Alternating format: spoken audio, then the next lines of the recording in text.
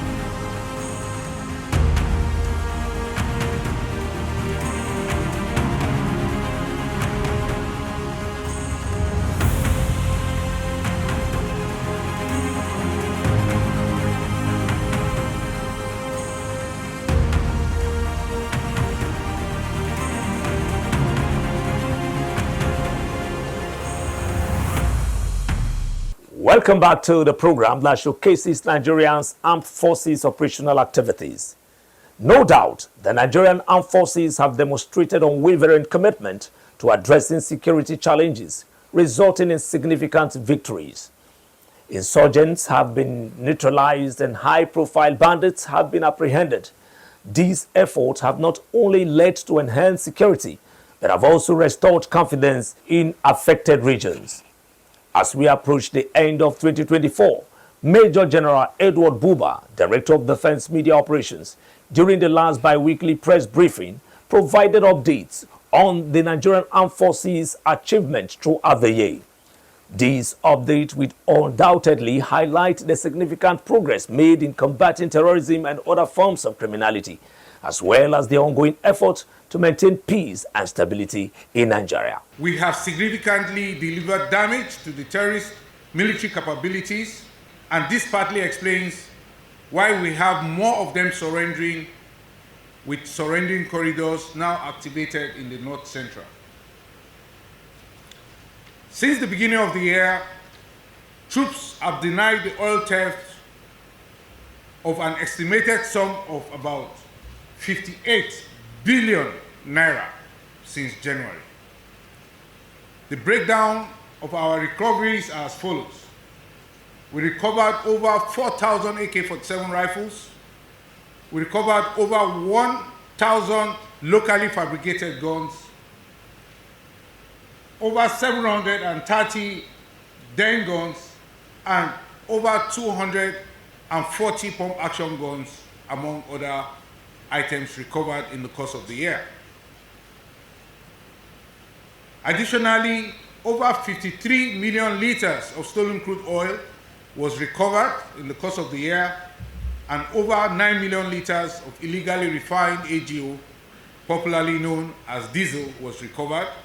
Over 90,000 liters of DPK, popularly known as kerosene, and over 150,000 liters of PMS, otherwise known as petrol, was recovered among other items during the year.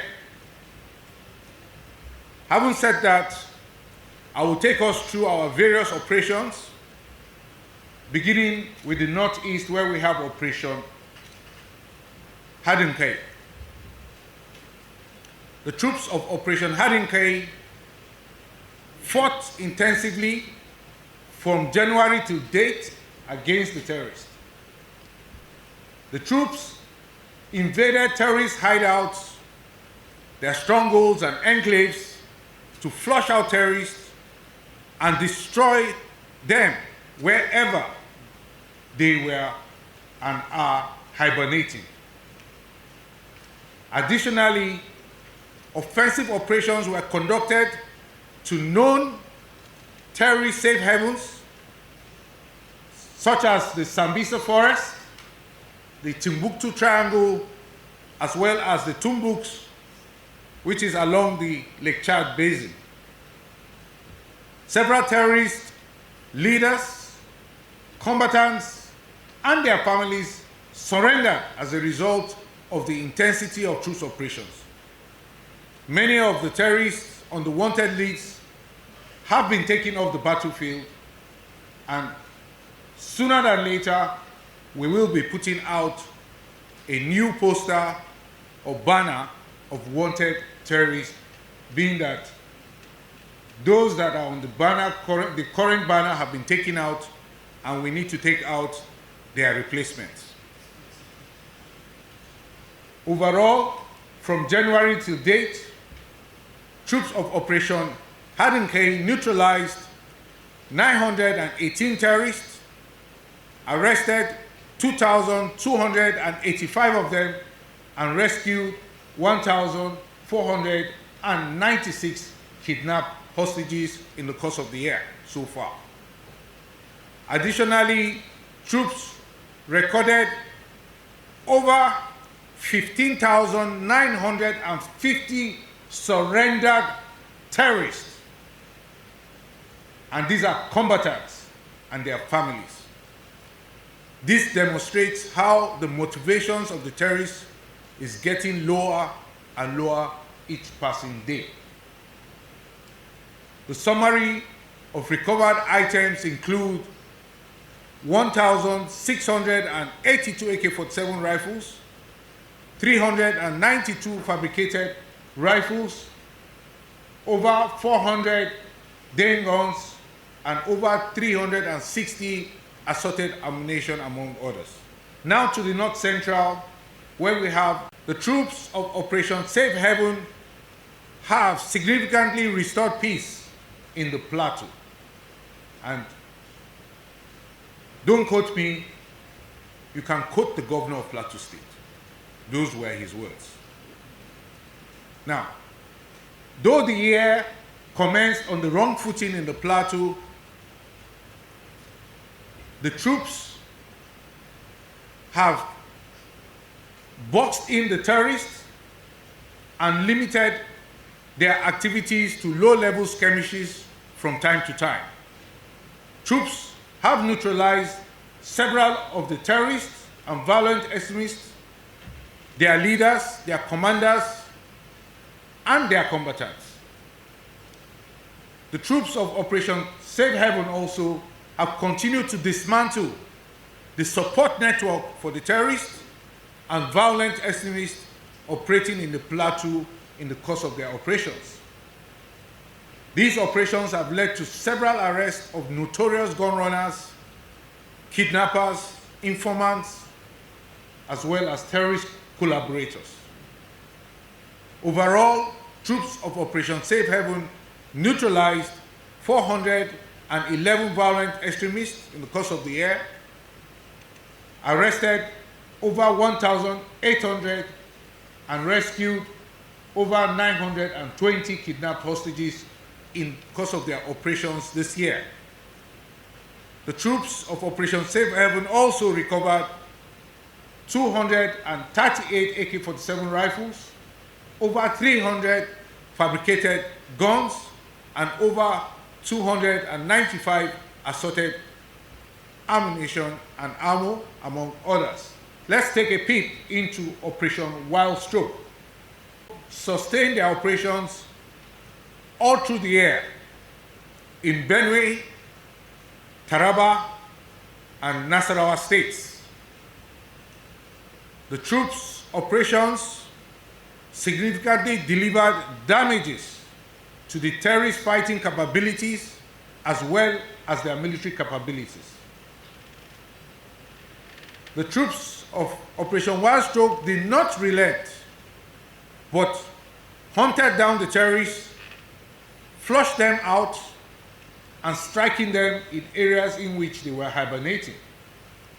The troops also arrested several notorious gun runners, kidnappers, and terrorist collaborators.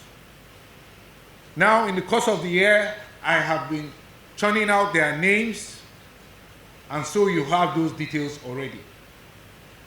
The terrorists were denied the ability to carry out major offensives to harm citizens. Rather, they carried out low-level skirmishes on soft targets. This explains why we're having several attacks on isolated communities, which we are working on how to prevent in future. Overall, the troops of Operation Wild Stroke neutralized 583 terrorists, arrested 916 of them, and rescued 649 kidnapped hostages in the course of their operations so far this year.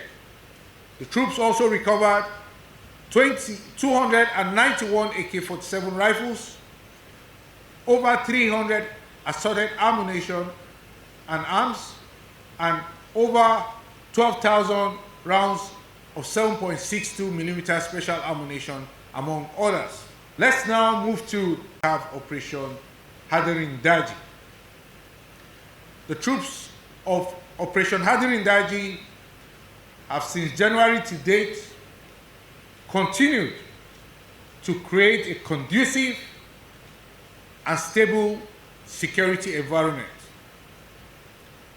for agricultural activities and other forms of socio-economic activities in the following states: Kaduna, Katsina, Kebbi, Sokoto, and Zamfara in the northwest, as well as Niger State in the north central. The troops of Operation Hadirin Daji, in the course of their operations, boxed in the terrorists, thereby cutting off their resupply routes and chains. The troops also attacked the center of gravity of these terrorists. And this has led to several notable terrorist leaders, commanders, and combatants neutralized. Overall, since the beginning of the year till date, the troops of Operation Hadirin Daji neutralized over 2,646 terrorists, arrested over 1,654 of them, and rescued over 2,339 kidnapped hostages in the course of the year so far. Additionally, the troops of Operation Hadirin Daji recovered 1,341 AK-47 rifles, 424 fabricated guns, and over 486 assorted ammunition, among others. Still in the northwest is Operation Wild Punch. The troops of Operation Wild Punch, to date, delivered significant damage to the terrorist military and fighting capabilities. The troops' onslaught has cost the terrorists motivation to get lower and lower each passing day. This has culminated in the surrendering now witnessed in the North Central Operational Theater. Overall, troops of Operation Wild Punch neutralized 732 terrorists, arrested 1,842 suspects, and rescued 569 kidnapped hostages in the course of their operation so far this year. The troops also recovered 357 AK-47 rifles, over 289 assorted arms, and over 12,300 rounds of 7.62 millimeter special ammunition, among others. Now to the South-South, where we have Operation Delta Save. Since January till date, have maintained the momentum against the activities of crude oil theft. The troops have continued to find and destroy illegal refining sites, as well as arrest the perpetrators of crude oil theft. The rejigging of the operation significantly spiked the nation's daily crude oil production to over 1.7 million barrels per day, from less than 1.3 million barrels per day just some few months ago. Nevertheless, troops are not resting on their oars.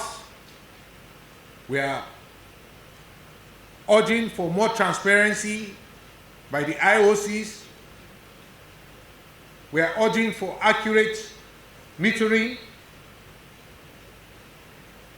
We are working towards ensuring cooperation of stakeholders in the sector, as well as cooperation from the local communities. Troops are also monitoring the prosecution of culprits perpetrating crude oil theft in order to ensure that justice is delivered. Now, since the beginning of the year to date, the troops of Operation Delta Save have neutralized 78 terrorists, arrested over 2,176 persons involved in crude oil theft, and rescued 73 kidnapped hostages. Troops also denied the oil theft of over 53 million liters of crude oil and over 9 million liters of AGO and over 90,000 liters of DPK, as well as over 150,000 liters of PMS. Furthermore, troops recovered 524 assorted weapons, over 12,000 assorted ammunition. They destroyed 1,880 wooden boats, as well as over 2,400 illegal refining sites were destroyed, among other things recovered and destroyed. Now to the southeast, where we have Operation Udoka. The troops of Operation Udoka sustained the momentum in finding, flushing out, and destroying the indigenous people of Biafra and their Eastern Security Network terror group members at locations in which they are hibernating. Additionally, troops worked assiduously to curb crude oil theft in that operational theater, while addressing other security issues such as ritual killings. Our operations intercepted and arrested several indigenous people of Biafra and their Eastern Security Network terror group members. Additionally, many terrorist collaborators, gun runners, and informants were arrested in the course of our operations. Overall, since January to date, the troops of Operation Udoka neutralized over 666 terrorists, over 893 suspects were arrested, and they rescued 323 kidnapped hostages in the course of the operation so far this year. Additionally, the troops of Operation Udoka recovered 144 AK-47 rifles, 240 pump-action guns, and over 8,000 rounds of 7.62mm special ammo, among others. Now, in summary, I would say that the military is keeping up the pressure through ongoing operations in the 5 active theaters across the country. Through these operations, we are increasingly creating conditions in which we cannot carry out acts of terror or harm our citizens. On the whole,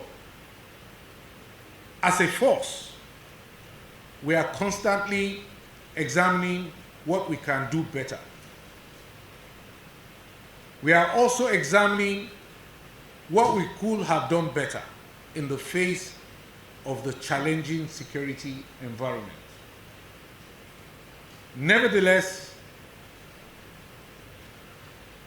it is clear that things are on an upward trajectory, and we are in a better place today than at any previous time.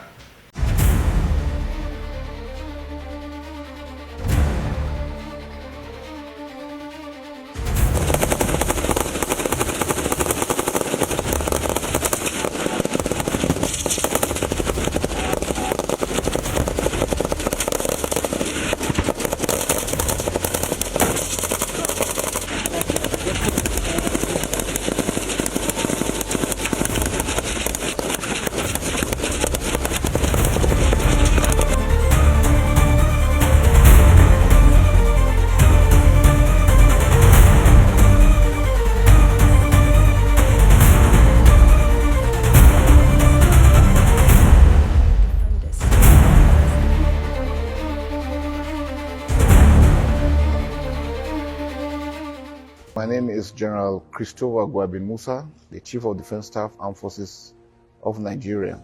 The Armed Forces of Nigeria, as we're aware, has been around for a very long while. We have history of things we have done in safeguarding Africa, even going into Europe in the past through peacekeeping operations. So we have a lot of experience in what we are doing.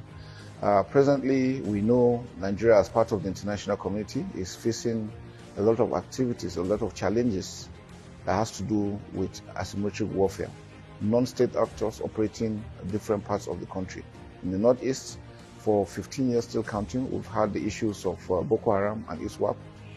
North Central, Northwest, we have issues with banditry. The South-South, we have issues of pipeline vandalism, sea piracy. In the Southeast, we have the IPOB, the Independent People of Biafra, trying to have issues of secessionist tendencies. But all this, the armed forces of Nigeria have remained resolute in what we are doing. We are professional armed forces. We've continued to enhance, intensify our training, which is key and basic for our troops. We also look at the aspects of our troops' welfare, because without good welfare for the troops, they will not be able to perform optimally. We'll continue to do that as we progress forward.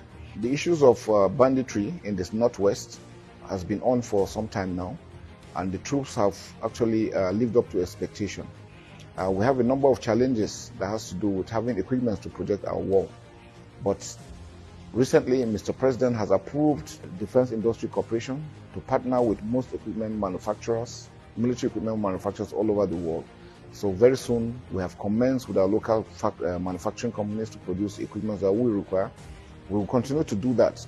And we believe strongly that if we're able to produce what we need, these challenges we're facing now of getting equipment, even with our money, will be a thing of the past. And that will also assist us in making employment for our youth, and then be able to sell for foreign exchange for the country. Nigeria is made up of a large number of youths, and once there's a high rate of unemployment, illiteracy, it becomes a problem. So by what we're doing, we're trying to make sure that there's peace so that children will be able to go back to school, markets will flourish, Nigerian economy will pick up from the south-south and all the other areas, and Nigeria will be back in its rightful place. That will assure Nigerians that will continue to work. All we require for Nigerians is to continue to believe in the country continue to support the government, continue to support the armed forces of Nigeria and other security agencies. We cannot do it alone. We need everybody to be on board. It is a whole of society approach to defeating these terrorists, these bandits, these criminals. Mr. President has given us the mandate to restore total peace and security within the country. We are working towards that and will surely achieve that. Together, we will succeed. That I can guarantee. A lot of Nigerians in the task to find the culprit behind the incident, carry out the raid of enemy hideouts, and beat recovered stolen items. Intelligence gathering revealed that criminal elements reside on the island and are armed and extremely dangerous. The commander's orders are to neutralize their adversaries and destroy their camp. Permit me to once again inform this esteemed gathering that this display will involve firing of multiple gunshots. We are all requested to remain calm during the fire. For the purpose of this raid, we have 3 teams which are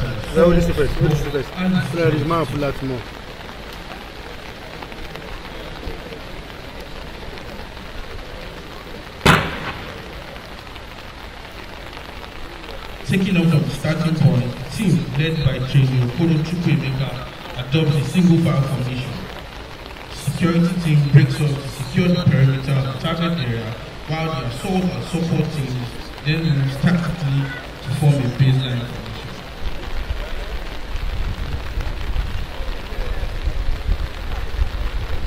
Everybody, don't worry. Don't worry, they play it, they make me laugh.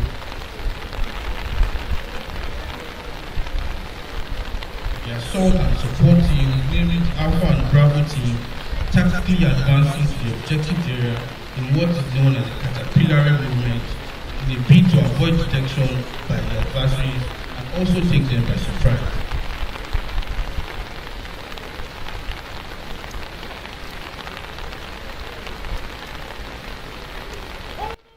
Unfortunately, they were detected. Alpha and Bravo teams quickly formed a baseline formation, also to take the better firepower advantage and neutralize the objective outside the objective area. The assault group succeeded in taking out the adversaries and proceeded to form a stack-up formation in order to prepare for close-quarter combat while making entry into the objective area.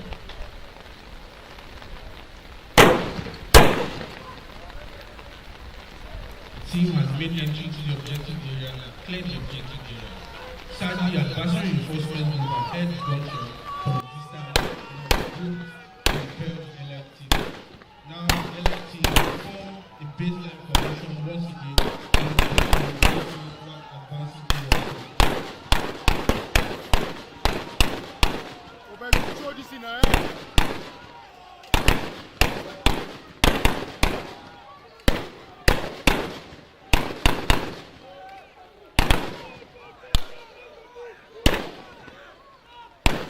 Still on baseline formation, the teams are now withdrawing using the front formation to recruit while still engaging the adversaries until the group coverage for fire. Sadly, the team members have been hit and the assault team is still giving suppressive fire to enable the injured teammate receive first aid and prepare him for the casualty evacuation.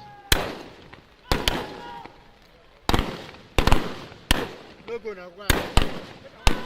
No worry, no worry. Now they just give the gun.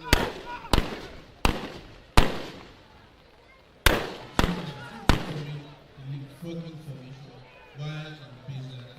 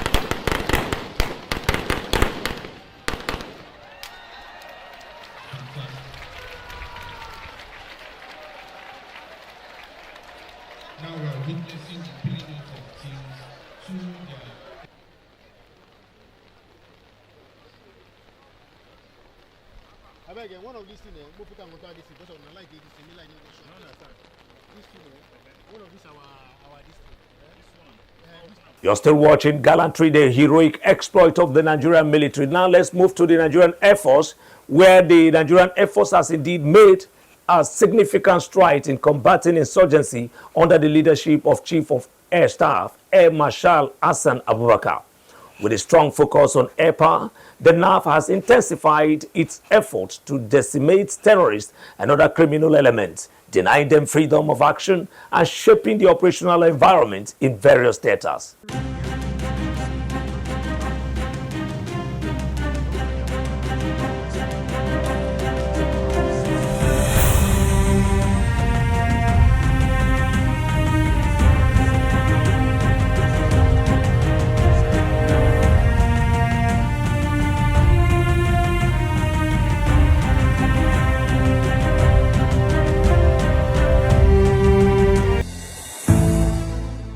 Last 1 year, the Nigerian Air Force strengthened its international alliances through key events. There is no nation that can provide for all its needs by itself, and particularly for the Nigerian Air Force. Of course, we cannot provide for all our requirements, and as such, one of our focus areas is to leverage our strategic partners to be able to provide for some of our needs in terms of our capabilities, in terms of our training, in terms of even equipment sustenance and maintenance.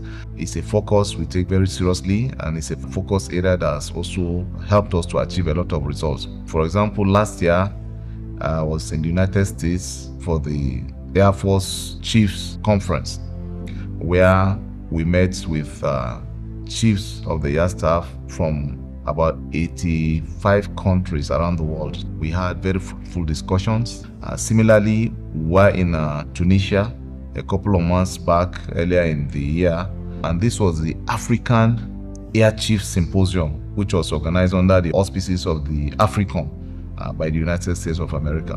And we had discussions amongst ourselves, particularly regarding issues that concerned the African continent. Recently also, when we had the Nigerian Air Force at 60 celebration, we also deliberately planned it to coincide with the African Air Forces Forum, which was the third edition of that forum being organized. The earlier one was in Senegal, and there, of course, we had also a lot of discussions and deliberations in terms of areas of collaboration, what we can do, how we can leverage each other's strengths. For example, one of the benefits that we have had from these collaborations, the Moroccan Air Force, when we had a lot of problems with our Alpha jets, they sent a delegation, 40 in number, including their officers and their men, and they came into Kainji. They stayed for over a month, and they helped us to sort out all the technical problems that we had on the Alpha jet, including those we had with the weapon systems, not only the airframe and engine, but also with the weapon systems. And we leverage on that, with the Moroccan Air Force. We also have similar collaborations with the Egyptians and some other countries. We were also in the Czech Republic some time back. You are aware we operate the L-39ZA aircraft, both as a trainer and as a light attack aircraft. We have had some challenges in carrying out overhaul of this airplane, so we were in the Czech Republic again during one of the Air Chiefs conferences, and we discussed very extensively, not only in terms of maintaining and sustaining that aircraft fleet, and going forward we have seen a lot of benefits coming out of this, not least of which is also the domestication of the maintenance and overhaul of this L-39 aircraft, and subsequently the potentials for also the procurement of the L-39 next generation aircraft. So these collaborations are really paying a lot of dividends, and even locally, the Nigerian Air Force Research and Development Center, as well as the Air Force Institute of Technology, we have several memoranda of understanding. I think at the last count we had up to 40 with tertiary institutions and research institutes all across the country, so that we leverage their capacities, their equipment, their manpower, in order to be able to achieve or counter or solve some of the problems we have with the system, which eventually will boost the effectiveness and efficiency in the conduct of our operations. And so we'll continue to focus on that, and I'm sure the benefits are limitless. Under Air Marshal H.B. Abubakar, the Nigerian Air Force prioritized the welfare of its personnel. As a service, we're very much aware of the importance of welfare and motivation of our personnel, because in any system, be it civilian or military, the human element is the most important. If the human being in any system is adequately taken care of, this time in terms of welfare, even if that system is basic in terms of equipment and facilities, but the human being is adequately taken care of and is properly motivated, then that system will function very well and it will achieve results. And on the other hand, no matter how sophisticated the system is, no matter how much equipment and facilities you have, how expensive these things are, if the human being that will manage those systems is not adequately taken care of, you can be sure that that system is going to fail. And that is why we pay a lot of attention to the human being. The human being must be comfortable, must be happy, must be motivated in order for us as a system, the Nigerian Air Force, to be able to carry out our operations and succeed optimally. And as such, we have carried out quite a few initiatives and interventions as far as the welfare of our personnel is concerned. We procured an insurance policy for all the personnel in the Nigerian Air Force, group personal accidents, and this covers accidents, issues with dislocation or fractures or serious sicknesses that are not covered by the National Health Insurance Scheme.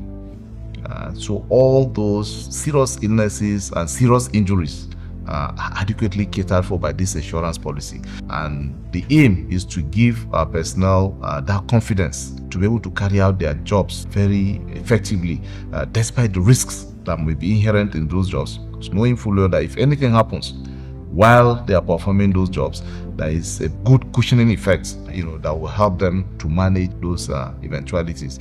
Before now, there was the group life insurance that is managed by the Ministry of Defense. There is also another insurance policy that is also managed by the Nigerian Air Force Investment Limited that covers only the air crew. Of course, because of the inherent nature of the risks associated with air crew duties. But we felt that was not sufficient because there are so many other trade specialties that also have inherent risks in them, and as such, we extended this cover to cover everybody in the Nigerian Air Force.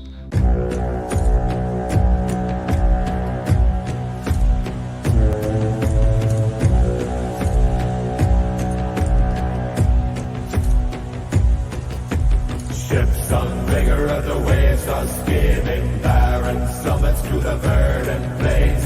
Each horizon is a new beginning. Rise and reign. Far from the fjords and the ice-cold currents, raven soar over new frontiers. Songs and sagas of a fate determined, shields and spears. Vows of vigor of the thrill of plunder, pull together for the clan and kin. Clank of hammers and the crash of thunder, pound within. Oh, oh, oh, the echoes of eternity. Oh, oh, oh. Every day, our courageous military personnel make the ultimate sacrifice for the love of our great nation. These selfless individuals who have families and loved ones have chosen to put their country's interest above their own, often paying the supreme price in the process. It is only fitting that we take a moment to honor the memories of these brave men and women who have given their lives in service to our country.